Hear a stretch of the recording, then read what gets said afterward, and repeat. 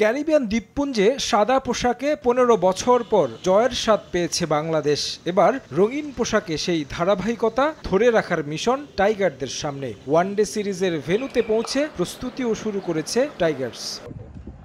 নিয়মিত অধিনায়ক নাজমুল হোসেন শান্ত নেই, দলের নেতৃত্বে অলরাউন্ডার মেহেদী হাসান মিরাজ। তার অধীনেই ক্যারিবিয়ানদের বিপক্ষে টেস্ট সিরিজ ড্র করেছে টাইগাররা। তাই সেন্ট কিটসে প্রথম অনুশীলনের আগে দলকে দিলেন ইতিবাচক বার্তা, একে অন্যের পাশে থেকে লড়াই করতে হবে সেরাটা দিয়ে। ওয়ানডে বরাবরই পছন্দের ফরম্যাট বাংলাদেশের, তবে সবশেষ সিরিজে সংযুক্ত আরব আমিরাতে আফগানিস্তানের কাছে ২-১ ব্যবধানে হেরেছে টাইগাররা। চ্যাম্পিয়ন্স ট্রফির আগে শেষ সিরিজ হতে যাচ্ছে এটি। নানা কারণে বিশেষ গুরুত্ব পাচ্ছে এই সফর।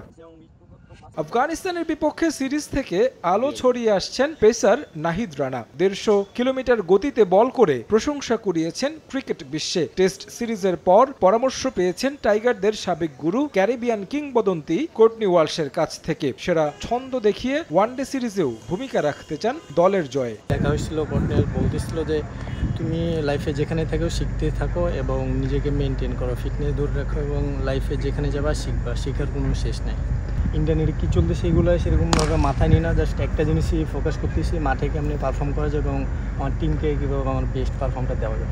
যখনই খেলতে নামি চেষ্টা থাকে কিংবা ওরকম মাইন্ডসেট আপনি নামি যে টিমকে আমার বেস্টটা দিব, তো টিমকে বেস্টটা দিতে পারছি, আলহামদুলিল্লাহ ভালো লাগছে। এখানে এসে শিখলাম যে এই ওয়েদারে কিংবা এই ওয়েস্ট ইন্ডিজে উইকেটে কেমন বল করা উচিত কিংবা কেমন লাইন নিতে বোলিং করা উচিত, তো অবশ্যই শিখতেছি সব জায়গায়।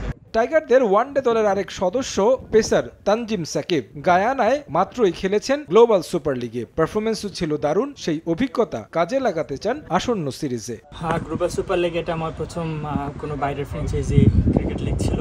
সো আমি খুব এনজয় করছি এখানে। আমাদের টিম মেটসরা খুবই কোঅপারেটিভ ছিল, আর একটা ডিফারেন্ট এক্সপিরিয়েন্স ছিল।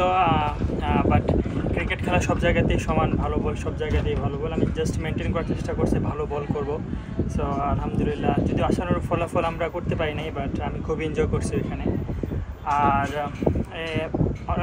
আফটার একটা ছোটো ইনজুরি পরে এখানে আসলাম, কিন্তু ইনজুরি আমার কাছে মনে হচ্ছে না যে আমি ইনজুরি পরে আসছি।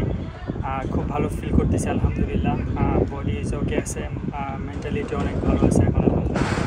রোববার ৩ ম্যাচ সিরিজের প্রথম ওয়ানডেতে ওয়েস্ট ইন্ডিজের মুখোমুখি হবে বাংলাদেশ।